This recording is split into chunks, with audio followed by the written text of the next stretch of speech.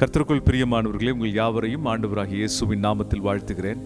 அநேகர் தங்கள் எதிர்காலத்தை குறித்து பயந்து என்ன நடக்குமோ என்று அச்சப்பட்டு அச்சத்திலே தங்கள் வாழ்க்கையை வாழ்றாங்க.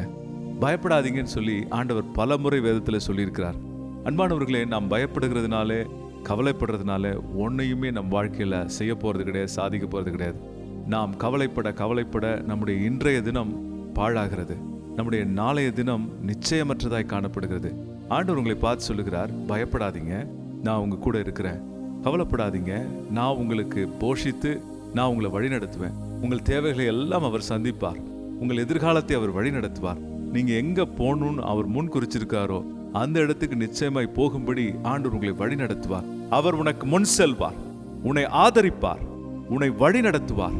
நீ செல்ல வேண்டிய இடத்திற்கு உன்னை கொண்டு போய் சேர்த்து தம்முடைய மகிமையை உன்னில் விளங்க பண்ணுவார். கர்த்தர் உங்களை அப்படியே ஆசீர்வதிப்பார். ஆமென்.